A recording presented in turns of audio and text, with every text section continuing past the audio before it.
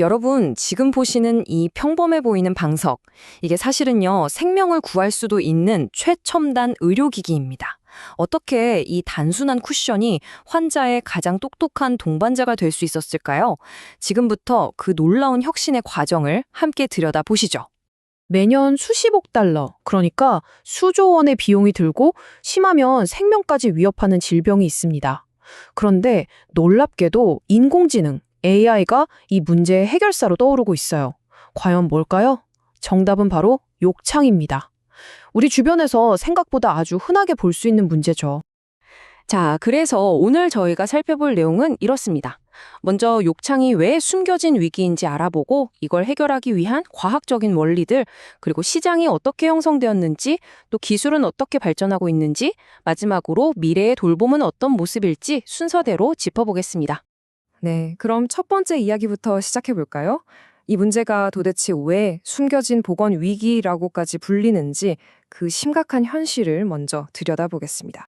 욕창이라고 하면 그냥 피부가 좀 짓무르는 거 이렇게 생각하기 쉬운데요. 절대 그렇지 않습니다. 뼈가 튀어나온 부위가 계속 눌리게 되면요. 그쪽으로 피가 통하지 않게 돼요. 그럼 어떻게 될까요? 산소랑 영양 공급이 딱 끊기면서 피부와 그 아래 조직이 말 그대로 죽어가는 아주 심각한 질병인 거죠. 이게 얼마나 심각한 문제냐면 돈으로 한번 따져보면 바로 감이 와요. 미국에서만 욕창 하나를 치료하는 데 들어가는 사회적 비용이 매년 1,000억 달러 이상이라고 합니다. 우리 돈으로 환산하면 무려 13조 원이 넘는 돈이에요. 어마어마하죠. 그러니까 치료도 치료지만 예방이 얼마나 중요한지 아시겠죠? 그렇다면 과학자들과 엔지니어들은 이 고통스러운 문제를 어떻게 풀고 있을까요? 이제 이 방석 하나에 숨어 있는 아주 놀라운 공학적 해법들을 한번 살펴보겠습니다. 모든 욕창 방지 방석의 핵심 원리는 딱 두 가지예요. 첫째는 압력 재분배. 체중이 한 곳에 쏠리지 않고 넓게 퍼지게 해서 모세혈관이 눌리지 않게 하는 게 핵심이고요. 두 번째는 미세 기후 조절. 이게 뭐냐면 피부랑 방석 사이에 열이나 습기가 차면 피부가 약해지잖아요. 그걸 관리해 주는 겁니다. 자, 이 표를 보시면 재질별 특징이 한눈에 들어오죠. 폼, 젤, 공기.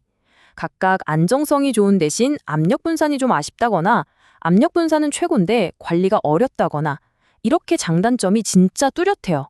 완벽한 재질은 없다는 거죠. 가장 대중적인 폼부터 한번 볼게요. 폼은 몸을 착 감싸주면서 안정적으로 지지해주니까 자세를 바꾸거나 이동할 때 편하다는 장점이 있어요. 하지만 단점은 명확해요. 열이랑 습기가 잘 찬다는 거. 그래서 욕창 위험이 비교적 낮은 분들한테 주로 권장됩니다. 다음은 젤입니다. 젤은 액체의 성질을 이용하는 건데 압력이 가해지면 젤이 싹 퍼지면서 뼈가 튀어나온 부분을 보호해주는 원리죠.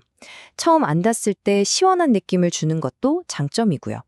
근데 이게 또 단점이 젤이 한쪽으로 너무 쏠리면 바닥에 엉덩이가 닿아버릴 수도 있거든요.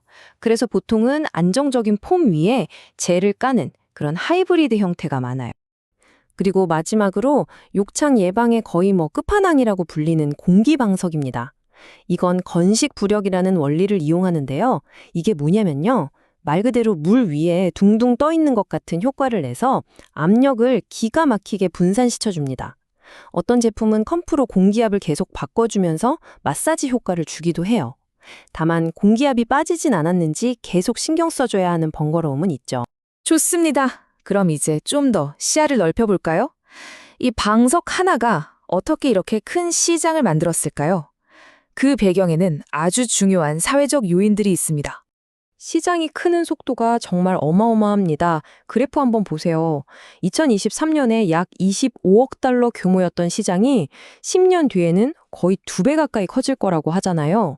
이 엄청난 성장의 배경, 사실 우리가 다 아는 그거예요. 바로 전 세계적인 고령화 현상입니다. 특히 우리나라 같은 경우는 노인 장기 요양 보험 제도가 시장에 정말 큰 영향을 줍니다.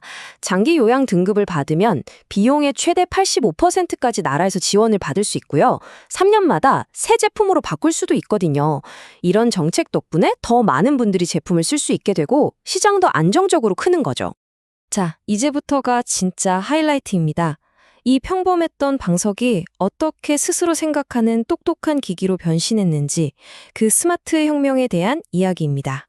옛날에 방석은요, 그냥 압력을 묵묵히 받아주는 그런 수동적인 폼 덩어리일 뿐이었어요. 그런데 지금은요, 스스로 데이터를 분석하고 먼저 움직이는 그런 능동적인 존재로 완전히 탈바꿈하고 있습니다. 그럼 스마트 쿠션 안에는 도대체 뭐가 들어있을까요?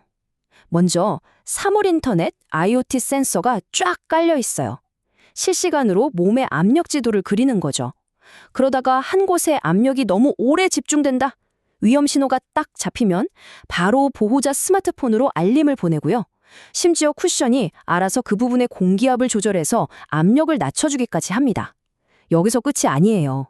쌓인 데이터를 인공지능 AI가 분석해서 이러다 곧 욕창 생기겠는데요 하고 예측까지 해주는 겁니다. 대단하죠. 이런 기술들이 바꾸는 건 단순히 방석 하나가 아니에요. 우리 돌봄 문화 전체의 패러다임을 바꾸고 있습니다. 그야말로 거대한 전환인 거죠. 모든 변화를 딱 한 문장으로 요약할 수 있습니다. 바로 이거예요. 문제가 터진 뒤에 고치는 치료에서 문제가 생기기 전에 데이터로 미리 막는 정밀한 예방으로.